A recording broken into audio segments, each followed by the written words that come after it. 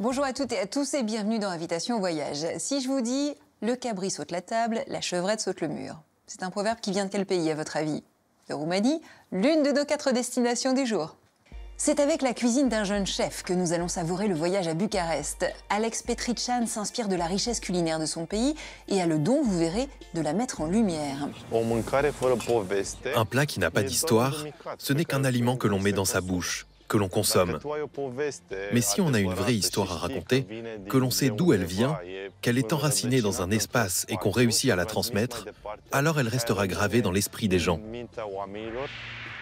Cette étape gastronomique ne nous empêchera pas d'éveiller nos papilles comme chaque jour. Aujourd'hui, nous serons en Espagne, à la Corogne, avec une recette pour laquelle il est plus facile de rester digne lors de la préparation qu'au moment de la dégustation. J'espère qu'on n'aura pas les dents noires sur la vidéo. Au large de Tahiti se trouve l'un des spots de surf les plus spectaculaires du monde. C'est ici que les Européens ont vu pour la première fois des hommes glisser sur l'océan. L'occasion de prendre la vague de Tiopo dans l'héritage. L'eau est tellement claire que lorsque tu prends la vague, que tu surfes et que les coraux sortent, on dirait des diamants sur du cristal, tellement c'est beau. Mais elle est quand même très dangereuse parce que quand elle se creuse, tu vois les coraux qui sortent. Si jamais tu loupes ta vague, eh ben, tu as le tatouage de Tiopo, j'appelle ça, quoi. T'es tout écorché. Enfin, à Times Square, nous reviendrons sur l'histoire qui est à l'origine du film Le Cornio, celle d'un Marseille-New York au supplément bagages particulièrement encombrant. Et tout de suite, vous êtes prêts? C'est la devinette. Pour quel délit bien particulier pouvait-on être emprisonné au Brésil sur l'île de Fernando de Noronha? L'archipel brésilien est un paradis. C'est Amerigo Vespucci, le navigateur, qui l'a découvert en 1503 et qui le premier l'a dit. Et pourtant, Noronha devient une prison pour des forçats aux longues peines. Au XIXe siècle, un motif d'emprisonnement laisse cela dit particulièrement perplexe. Saurez-vous deviner lequel? La réponse ce sera tout à l'heure. Pour l'instant, on va saliver en Roumanie grâce au chef Petrician. C'est l'inspiration.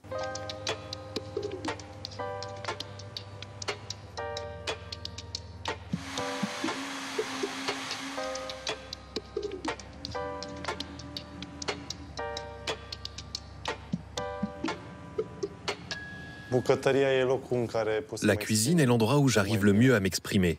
Quand je change le menu, je suis en proie à une extrême agitation parce que j'ai énormément d'idées qui me passent par la tête. Chaque plat qui naît entre les mains d'Alex Petrician est une petite révolution dans la cuisine roumaine. Désigné meilleur chef de son pays par les guides Go et Millau, cet ancien champion d'escrime cherche à révéler les saveurs insoupçonnées d'une gastronomie que l'on dit rustique.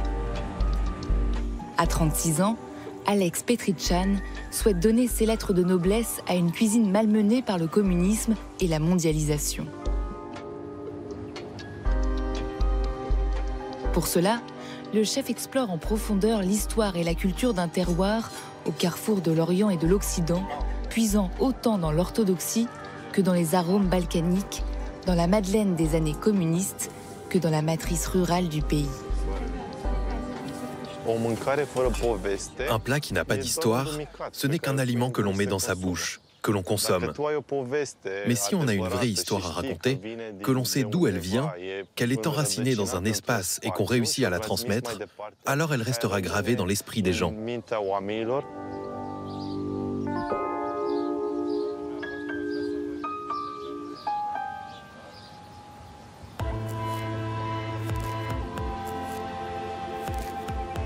Tourné vers le soleil, le sud-est de la Roumanie se décline en plaine fertile, entre blé et ciel.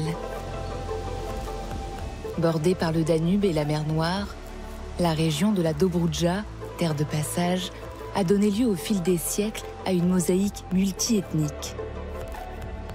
Alex Petrician vient de Bucarest, sa ville natale, remonter le fil de la cuisine roumaine auprès de la communauté turcophone.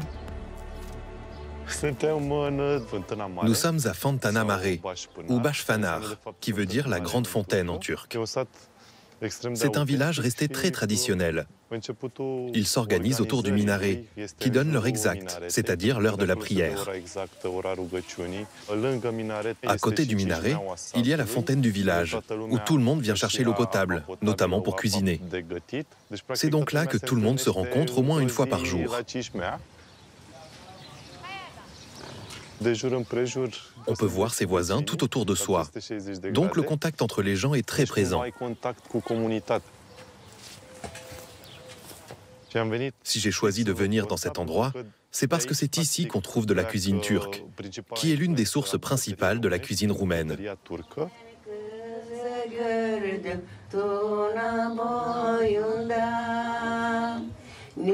Plus de 400 ans de domination ottomane ont laissé leur empreinte sur la région. Aujourd'hui encore, Fontana Mare vibre aux notes d'une culture qui se transmet par le chant, les rituels, mais aussi dans les assiettes.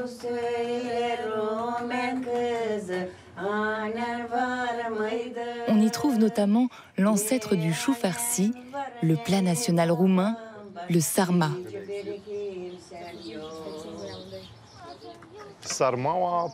Sarma provient du mot sarmat, ce qui signifie plier en turc.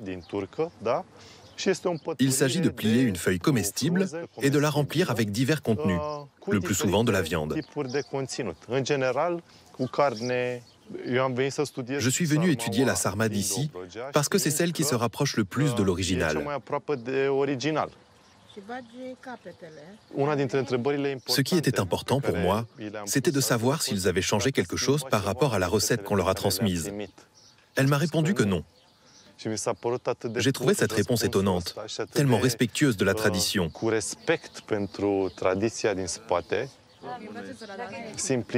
Je suis fasciné par cette certitude qu'il existe quelque chose de parfait, une recette parfaite, que l'on se transmet sans y toucher. En apparence immuable, ce plat représente pour Petrichan un terrain d'expérimentation infini. Pour ses sarmales revisités, le chef jongle avec joues de veau et crevettes, tête de silure et crème fraîche fumée. Si dans sa cuisine, Petrichan est maître, à la table de Fontana Mare, c'est Nini, originaire du village, qui commande. La préparation du soubörek, un beignet au fromage turc, est une affaire millimétrée.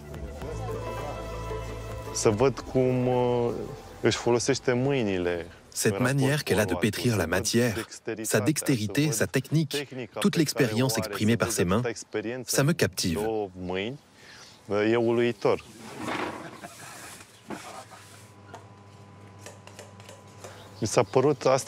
J'ai pensé que ce serait une expérience gastronomique fantastique de commencer le repas avec ce nectar aigre doux et un petit feuilleté au fromage très chaud. Ça vous transporte directement au cœur de la Dobroja telle que je l'aperçois. Je veux transmettre aux gens un fragment de mon vécu et de mon regard sur cette petite parcelle de notre territoire.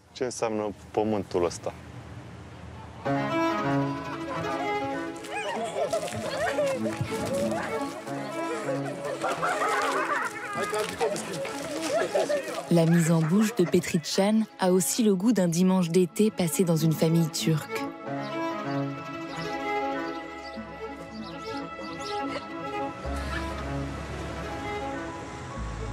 À 250 km de là, Bucarest, la capitale, fournit une matière plus rugueuse mais tout aussi essentielle aux yeux du chef. Pour Alex Petrichan, âgé de 2 ans à la chute du mur, les reliquats de la période communiste font partie de sa géographie personnelle.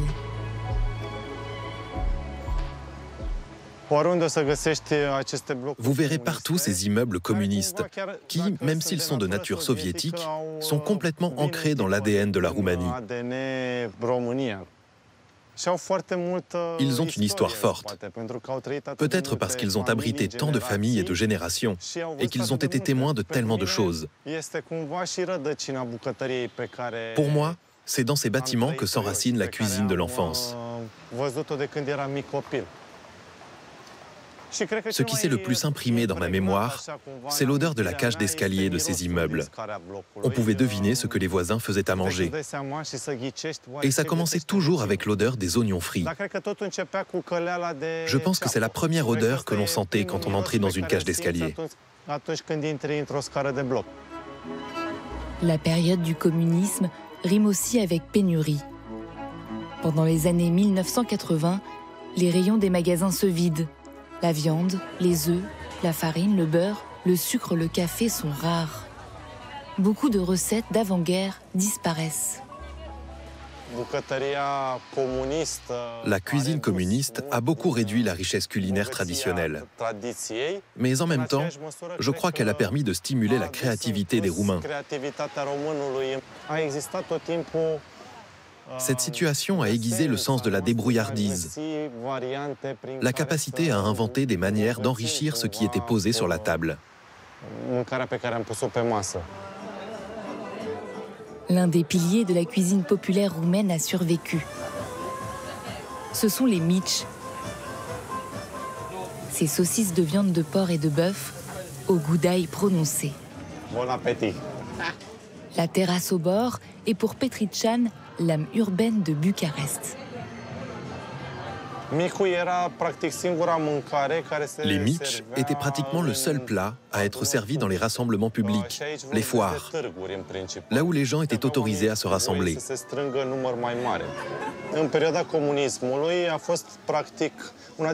Sous le communisme, c'était l'un des rares plaisirs auxquels ils avaient encore accès. C'était une porte vers la liberté, qui leur permettait de se rencontrer, de boire une bière et d'écouter de la bonne musique. À la chute du mur, la Roumanie se jette à corps perdu dans le tourbillon de l'occidentalisation. Pizza, pasta, burger font tourner les papilles roumaines, poussant en disgrâce leur propre cuisine.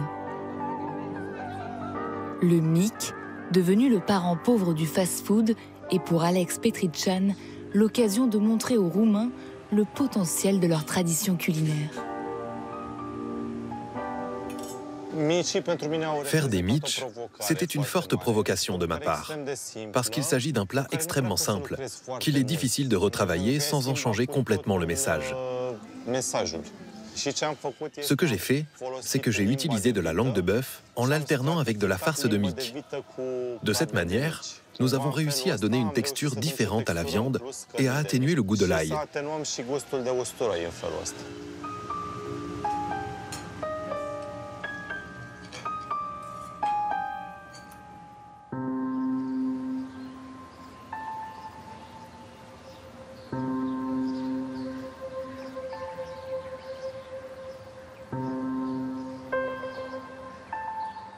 Réinterpréter la tradition n'est pour Petrician pas seulement une démarche créative, mais aussi une quête de sobriété qu'il retrouve dans une cuisine séculaire, celle des monastères.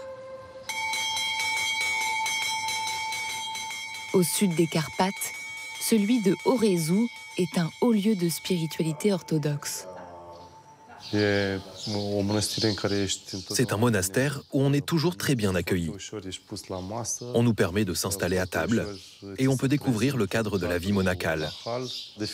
Chaque fois que je viens ici, cela me permet d'apprécier à nouveau le goût des choses, la pureté du produit originel. J'y repense à chaque fois que j'élabore de nouveaux plats, car je cherche à rendre mes créations les plus naturelles possibles.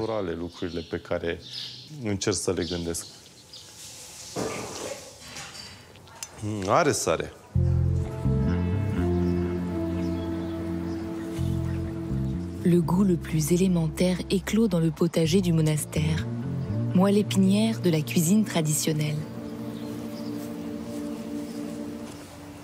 Le monastère est organisé de façon à être autosuffisant. Ce jardin, par exemple, permet de nourrir l'ensemble des sœurs qui vivent ici. Les Roumains ont conçu leur cuisine à partir de ce qu'ils avaient dans leur ferme. Ce qui se retrouvait dans leur assiette, c'était uniquement ce que la terre leur donnait. La biodiversité de la Roumanie est extrêmement riche. Nous avons plus de 600 espèces végétales avec lesquelles nous pouvons travailler toute l'année. Le monastère fournit à Alex Petrician l'une des plantes les plus délicates qui soit. Les religieuses sont aux petits soins pour leurs roses, qui ne peuvent être cueillies qu'une semaine par an. Ici, les nonnes nous fournissent un sirop de rose qu'elles fabriquent elles-mêmes. Elles font macérer les fleurs, comme cela se faisait autrefois, selon une recette ancestrale. et ce qu'elles en extraient est l'essence de la rose. Les pétales de rose font partie de nos desserts à cette époque de l'année, sous deux formes. À l'état pur, car nous aimons la délicatesse et la tendresse de la rose, mais aussi sous forme de crème que nous fabriquons.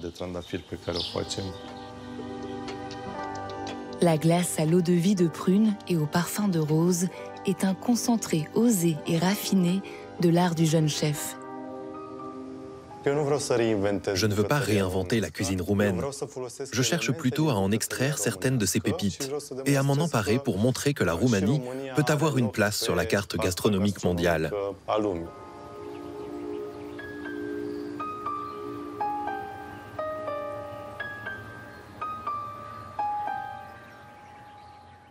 Un cimetière joyeux. C'est vrai qu'on n'a pas l'habitude d'entendre ces deux mots l'un à côté de l'autre, pourtant ça existe, notamment en Roumanie. C'est le clin d'œil de Thomas Chauvineau. C'est rarement gai, un cimetière, sauf peut-être à Sapunza en Roumanie, où ce cimetière très coloré est aussi appelé cimetière joyeux. Parce qu'ici, même mort, on peut se marrer. Pas de pierres tombales grises surmontées de chrysanthèmes pour commémorer le souvenir des disparus, mais des stèles en bois, sculptées dans les chênes des forêts avoisinantes, bariolées et uniques. Faites à la main, chaque stèle raconte un épisode de la vie du défunt. Ici, un facteur qui ne passera plus, là un trio de musiciens, ou encore une fileuse et sa quenouille qui, contrairement à la Belle au bois dormant, ne se réveillera pas même si un prince charmant vient l'embrasser. Sapunza, c'est un village dans l'extrême nord de la Roumanie, pas très loin des Carpates, où reposerait un autre mort, mais qui lui fait constamment la gueule. Et on le comprend, passer sa mort en vivant pour l'éternité, ça doit être pénible à la longue. Si le cimetière de Sapunza est qualifié de joyeux, ce n'est pas uniquement grâce à ces couleurs qu'on trouve rarement dans ce genre d'endroit. C'est aussi parce que, sur chaque sépulture, un petit texte raconte le défunt, des épitaphes plus ou moins longues, parfois rédigées par les morts eux-mêmes, de leur vivant évidemment, avec souvent une certaine dose d'ironie. Comme celle-ci, « J'aimais bien boire, peut-être un peu trop ». Ou encore celle-là, une chose que j'aimais beaucoup, m'asseoir à côté de la femme d'un autre. C'est un artiste local, Stan Ioan Patraș, qui le premier met de la couleur sur ce dernier voyage. Vraisemblablement en hommage aux Daces, premiers habitants de la Roumanie sous l'Antiquité. Un peuple qui avait la réputation, d'après Hérodote, de rire de la mort, considéré comme un bon moment à passer. Il croit en l'immortalité de l'âme, la mort n'est qu'un changement de pays. Au décès de Stan Ioan Patraș en 1977, qui a évidemment sa tombe au cimetière joyeux, ses disciples ont pris la relève. Avec application, car même si on peut en rire, la mort est à prendre avec sérieux. Après tout, ça ne vous arrive qu'une seule fois dans la vie.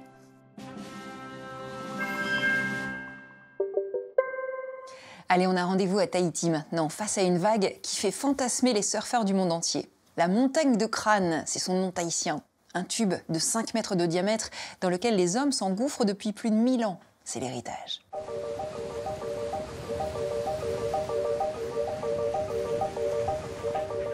Plus belle, plus puissante, plus rapide, plus dangereuse aussi. À Tahiti, les superlatifs pour qualifier Te Ao Po'o déferlent au rythme des sessions d'anthologie. Au point d'avoir été choisie pour être la vague des Jeux Olympiques de 2024. Depuis, le monde du surf a les yeux rivés sur Tahiti, longtemps resté dans l'ombre d'Hawaï. Pourtant, c'est bien ici que les explorateurs européens auraient vu pour la première fois un être humain glisser sur l'eau. Le Polynésien, c'est quelqu'un qui a pratiqué des traversées transocéaniques, donc il a obligatoirement la glisse dans le sang. Il utilise la force motrice de la vague pour se déplacer. L'attachement viscéral des Tahitiens à l'océan qui les entoure, la compréhension de ses mouvements et de ses coups d'éclat ont fait des habitants de l'île des surfeurs nés. Aujourd'hui, ils souhaitent replacer leur archipel comme patrie originelle du surf.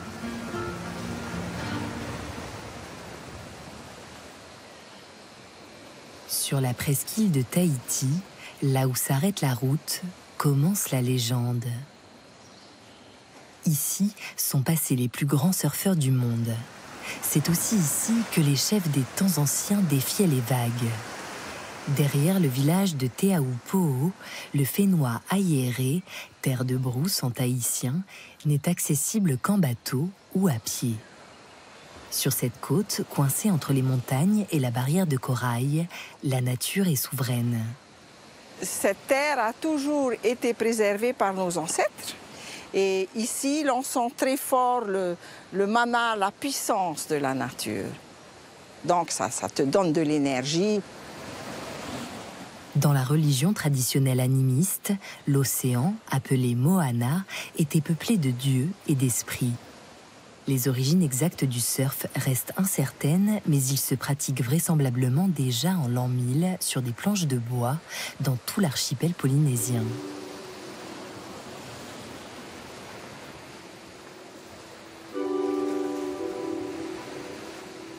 La pratique du surf aurait servi d'entraînement pour la navigation, permettant aux jeunes des anciennes lignées royales de mieux maîtriser les vents, la houle, les courants.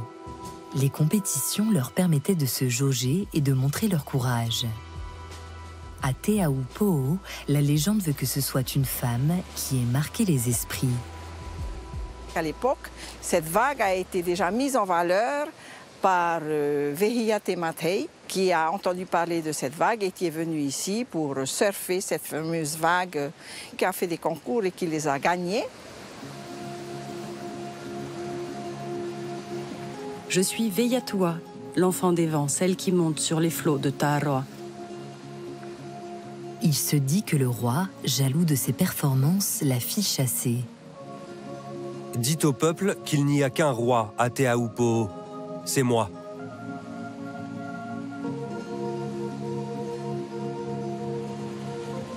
Alors cette vague est spéciale vu ses fonds, le fond sous-marin que nous avons. C'est très profond et tout d'un coup il y a une partie du récif qui émerge et c'est ce qui fait que ça gonfle. Elle est cristalline parce que l'eau est tellement claire que lorsque tu prends la vague, que tu surfes et que les coraux sortent, on dirait des diamants sur du cristal, tellement c'est beau. Mais elle est quand même très dangereuse parce que quand elle se creuse, tu vois les coraux qui sortent. Si jamais tu loupes ta vague, eh ben, tu as le tatouage de Teahupo'o, j'appelle ça, quoi. Tu es tout écorché.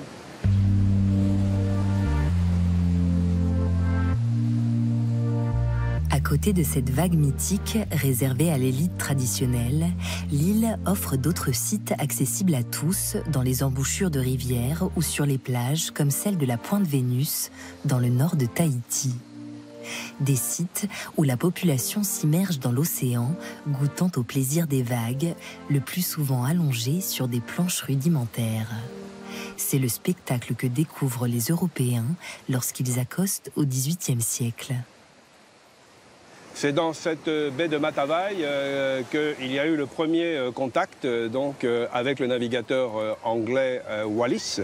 Et il sera ensuite suivi par le capitaine James Cook, qui viendra notamment dans le cadre d'une mission scientifique. Et il est accompagné de Joseph Banks. Et c'est de cette plage qu'ils vont prendre une de leurs barcasses, une espinasse, et qu'ils vont faire le tour de l'île.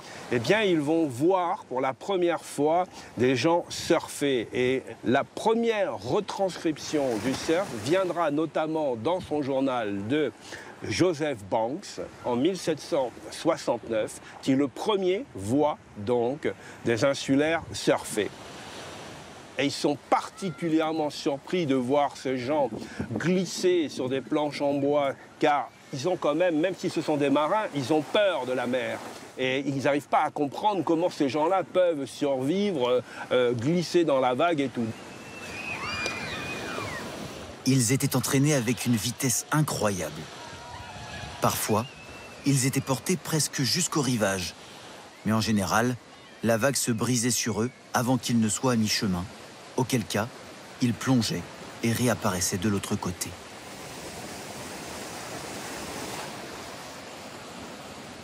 Ce Ce récit précède de près de 10 ans le voyage de James Cook aux îles Sandwich, ancien nom de l'archipel d'Hawaï, où le dessinateur de l'expédition représente pour la première fois des surfeurs, l'installant en mère patrie du surf. Il n'existe pas de représentation similaire pour la Polynésie française. En revanche, les témoignages dans les récits de voyages d'explorateurs et de missionnaires se multiplient jusqu'au XXe siècle. Certains s'offusquent d'ailleurs de cette pratique qu'ils jugent immorale. Ce qui a gêné les missionnaires à leur arrivée, c'est la nudité du peuple océanien, du peuple maori. Et donc, c'est la raison pour laquelle ils ne vont pas les empêcher d'aller vers l'océan, parce qu'ils savent très bien que l'océan, c'est donc leur monde. Par contre, ils vont demander, par exemple, aux jeunes femmes de se vêtir, c'est-à-dire qu'elles vont aller se baigner en robe. Et ça va se poursuivre jusqu'aux années 60, avant qu'on se dévêtisse. Avec l'arrivée des Européens, c'est tout le rapport des Polynésiens à l'océan qui change. La mise au travail plus ou moins forcée laisse moins de temps pour les baignades. Le surf devient une occupation marginale et confidentielle, essentiellement pratiquée par les enfants. Il faut attendre l'ouverture de la Polynésie aux touristes, encouragée par la création de l'aéroport en 1961, pour que le surf retrouve son élan. C'est par les Américains, qui se sont entre-temps approprié la pratique, que déferle cette nouvelle vague.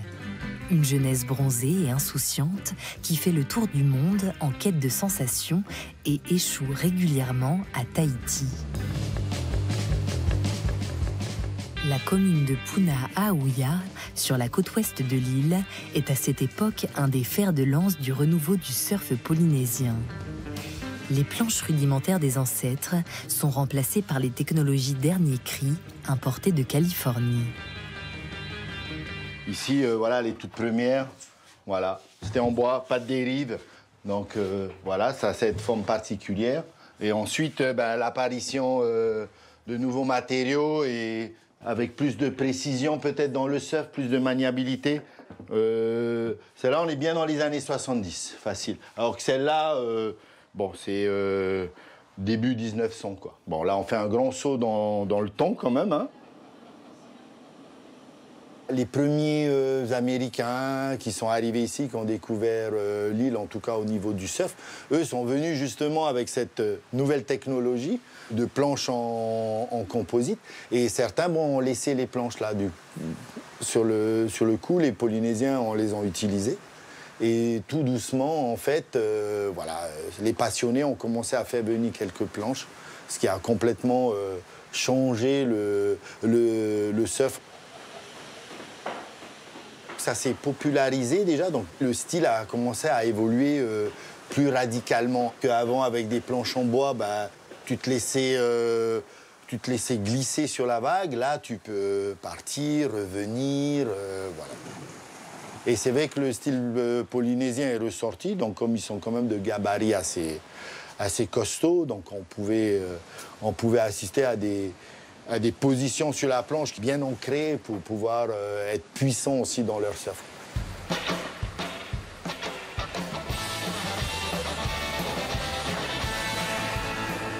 Dans les années 1980, dans un contexte de réveil identitaire et culturel, les Polynésiens ressuscitent leurs pratiques ancestrales. Alors qu'une partie de la population s'attache à en retrouver l'authenticité, la jeune génération cherche au contraire à en moderniser l'héritage et à le faire connaître au monde. Les surfeurs de Tahiti montent les premiers clubs pour participer à des compétitions internationales. Entraînés aux vagues les plus exigeantes, car rapides, creuses, avec les coraux à fleur d'eau, ils se font vite remarquer. VTA David devient en 1986 le premier champion du monde junior polynésien.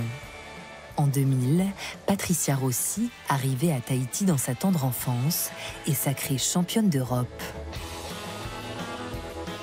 Moi, j'ai commencé le surf en 84 et de 84 à 87, j'étais souvent sur la plage et avec les anciens surfeurs, donc ceux qui avaient débuté dans les années 60-70.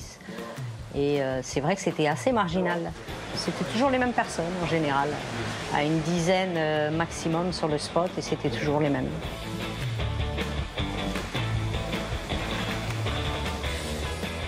On a une facilité d'adaptation, une facilité de gestion de la vague et de la connaissance de la vague. Et justement, étant donné qu'on est entouré d'eau... J'ai réussi à me faire un petit peu peur quand même. On arrive à s'adapter facilement à tous les styles de vagues. C'est vrai que le Polynésien, dans l'eau, il est à l'aise je dirais pas de naissance, mais bon, on est entouré d'eau, donc c'était tout à fait logique qu'on soit performant. Peu à peu, le surf redevient un phénomène de société pratiqué par tous. On donne les planches. On y va. Allez, bon. En 1995, c'est un Basque qui ouvre la première école dédiée à ce sport à Papenoo, dans le nord de l'île. Et ça glisse, on met les mains sous la poitrine. Et on pousse, on saute. Voilà. Depuis, les écoles se sont multipliées et la discipline est même inscrite au programme de certaines classes de primaire. Elle est un moyen pour les Polynésiens de renouer leur lien d'antan avec l'océan. Le choix de Tahiti comme lieu des épreuves de surf lors des Jeux Olympiques de 2024 vient consacrer ce long chemin de réappropriation.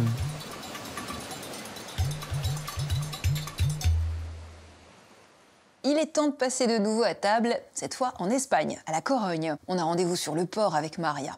Prévoyez juste une petite brosse à dents dans votre valise, ça peut servir, c'est papillé.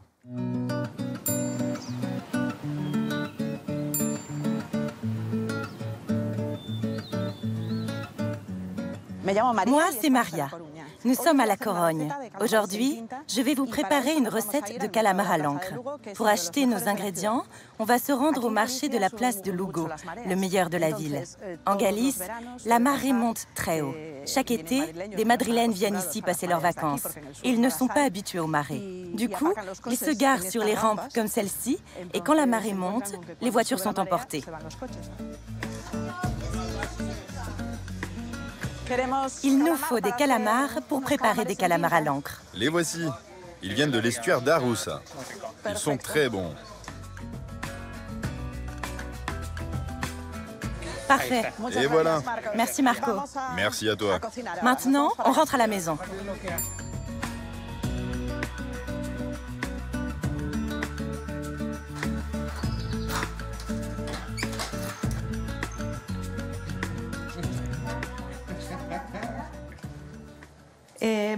On va maintenant préparer notre recette. Première étape, laver les calamars. Je n'ai jamais appris à cuisiner, mais j'adorais observer quand j'étais petite. Quand mes parents cuisinaient, j'étais toujours au milieu. Par conséquent, ils m'appelaient jeudi, car c'est le jour du milieu de la semaine. J'adore cette recette, et ma famille aussi. Je vis avec un de mes fils, et chaque jour, mon aîné nous rejoint pour les repas. Ils veulent toujours manger sain, cuisiner à la plancha, ce qui fait que je cuisine de moins en moins, alors que j'adore ça. Mais pour les calamars à l'encre, ils oublient leur régime parce qu'ils aiment vraiment trop ça. À présent, on va émincer 2 oignons, un peu d'ail et du persil que l'on fera frire avant de les ajouter à nos calamars.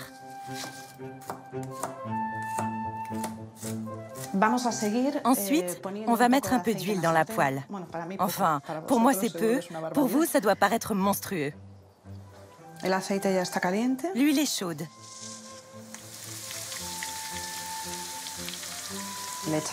On ajoute notre ail. On va mettre un peu de sel pour éviter que l'oignon brûle. Ça va le faire suer et ça n'en sera que meilleur. On ajoute le persil. À présent, on va verser le vin qui nous servira à cuire les calamars. Un vin de cuisine fera l'affaire. Puis, on y ajoute nos calamars.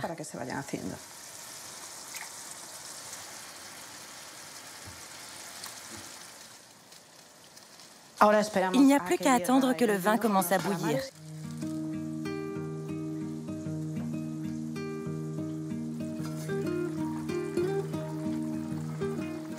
Notre vin bout. On peut incorporer nos oignons. À présent, on va mélanger notre encre avec un peu d'eau froide pour la désépaissir. J'ouvre les poches d'encre au ciseau. Les fameuses poches d'encre. On va un peu les ouvrir.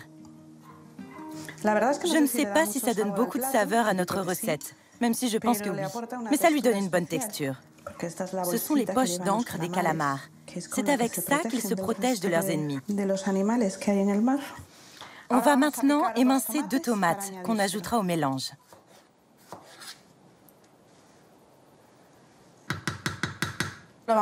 On laisse mijoter 30 minutes.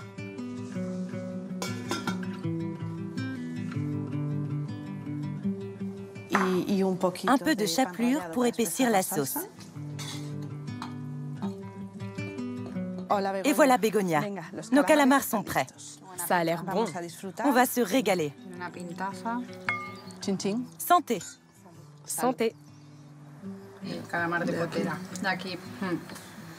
C'est franchement très réussi. J'espère qu'on n'aura pas les dents noires sur la vidéo.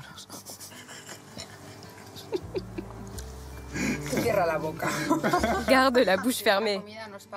C'est pas le plat idéal avant un rencard. Comme pour l'ail, les calamars, il faut mieux éviter. Les calamars, oui, mais pas à l'encre. C'est vrai, pas à l'encre.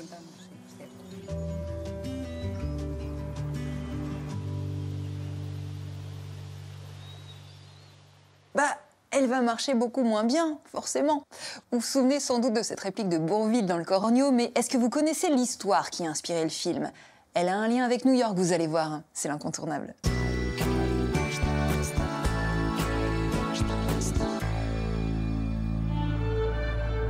C'est une ville qui fourmille. New York et ses 8 millions d'habitants est une destination idéale pour quiconque cherche à passer inaperçu. Dans les coins et recoins de ce décor chaotique, le crime organisé a tissé sa toile. Mais 2 policiers dans les années 1960 y réussissent un coup de maître. Emmanuelle Welch est une détective privée française basée à New York. Elle nous retrace les faits. Le 18 janvier 1962, c'est la stupeur. Un Français vient d'être arrêté par la police new-yorkaise. Jacques Angelva, c'était un animateur de l'ORTF, une sorte de Guy Lux en moins célèbre. Et il avait vraiment des problèmes d'argent. Et il a accepté d'acheter une voiture, une Buick américaine. Et il a accepté de partir à New York en paquebot. Le voyage prenait à l'époque 3 jours. Et il est parti avec sa voiture qui était bourrée d'héroïne. Cette histoire commence quelques mois plus tôt. En 1961, New York est une plaque tournante du trafic d'héroïne. Fabriquée à partir de fleurs de pavot provenant d'Indochine ou de Turquie, cette héroïne pure, à plus de 90%, est concoctée par des chimistes français dans l'arrière-pays provençal. Elle transite chaque semaine de la France vers le premier marché de consommation, les États-Unis. Ce trafic prend bientôt le nom de French Connection.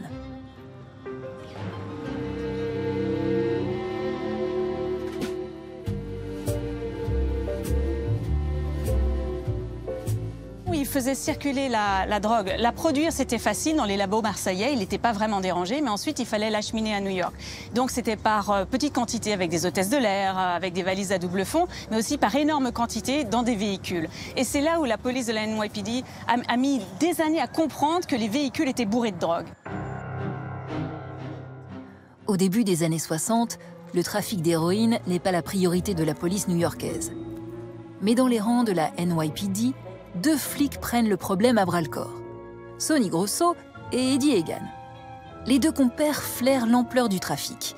Ils décident alors de traquer ensemble tous ceux qui leur semblent suspects. Objectif, démanteler le réseau de la French Connection. Quand ils voient des caïds de la drogue qu'ils connaissaient avec un nouveau personnage, ça leur a mis la puce à l'oreille, ils ont décidé de le suivre. Et ils l'ont suivi cette nuit-là. Et ils ont vu qu'il était propriétaire d'une sorte de snack bar un peu miteux. Et ils n'ont pas compris quel était son rôle. Ils ont décidé de commencer à planquer et à le surveiller. Ce nouveau personnage s'appelle Patsy Fouka, l'acheteur de l'héroïne.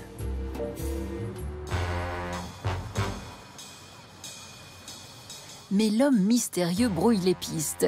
Plusieurs semaines passent et l'enquête s'enlise. Guidés par une forte intuition, Egan et Grosso demandent à leur chef de pouvoir mettre cet homme sur écoute. Ils passaient des jours et des nuits à écouter les conversations et un jour, miracle, ils entendent en termes voilés le propriétaire du snack bar obtenir un rendez-vous de la voix française au bout du fil. Et le rendez-vous était ici à Brooklyn, au port, à l'arrivée du paquebot United States. Quelques jours plus tôt, Jacques Angelvin quitte Paris au volant de sa belle américaine bourrée d'héroïne et met le cap sur Le Havre, où l'attend le transatlantique pour New York.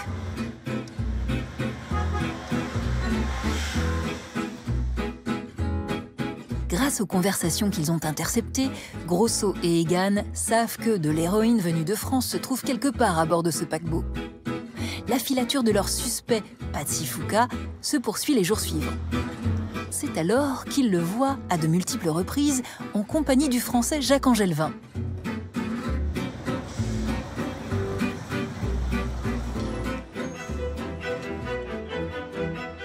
Soupçonnant que la voiture venue de France a servi à transporter de la drogue, ils saisissent le véhicule pour pouvoir l'inspecter.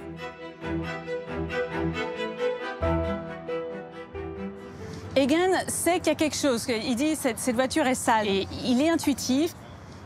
Et à un moment donné, ils prennent possession de la voiture, ils la remorquent jusqu'au garage de la NYPD et ils la vident. Ils la cherchent partout. Et ils cherchent les drogues. Et tout le monde lui dit bah, « Tu vois bien, il n'y a pas de drogue. » Et il dit « Je sais qu'il y en a, je sais qu'il y en a. » Pendant des heures, la voiture est entièrement désossée. Chaque millimètre est passé au peigne fin. Mais il ne retrouve que d'infimes traces d'héroïne, dans un recoin inattendu, le parement des ailes. C'est son partenaire, Sonny Grosso, qui dit « Attendez, combien est-ce qu'elle pèse, cette voiture ?» Et donc il appelle General Motors, il a le poids de la voiture et il compare avec le registre de cargaison du bateau et il voit que la voiture faisait 52 kilos de plus que ce qu'elle aurait dû. Et c'est là où il comprend qu'il y avait des drogues. Donc ils se remettent à chercher. Les deux policiers se tournent vers leur suspect numéro 1, Patsy Fouka. Bingo! C'est chez lui qu'une partie de la drogue est cachée, 10 kilos, dans le plafond de sa cave. En tout, 52 kilos d'héroïne ont été acheminés dans la voiture, à l'insu des deux enquêteurs. Fouka est immédiatement arrêté, en compagnie de Jacques Angelvin, qui nie son implication. La drogue aurait été placée dans la voiture à son insu. Cette saisie record fait la une des journaux. C'est le début du démantèlement de la fameuse French Connection. Jacques Angelvin passe quelques années derrière les barreaux et est libéré en 1967.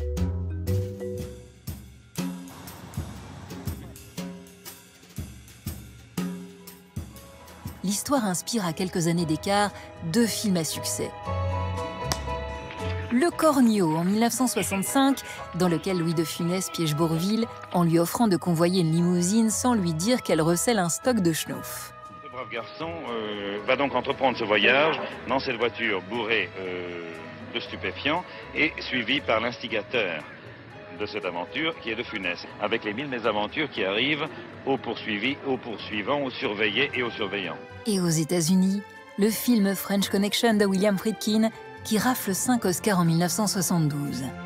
Le mythe de la French Connection est né.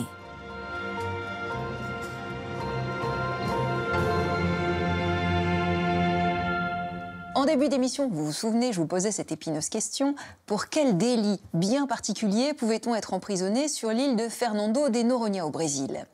Eh bien, c'était celui de pratiquer la capoeira. Au XIXe siècle, le pays connaît de nombreuses révoltes. Des brigands détournent l'esprit de la capoeira pour commettre des délits et régler leurs comptes dans des affrontements sanglants. En 1890, les autorités craignent une propagation et interdisent la capoeira purement et simplement. En la pratiquant, on devenait ainsi un hors-la-loi. Et étonnamment, c'est un dictateur, Vargas, qui va l'autoriser de nouveau en 1937. Je vous dis bis bald.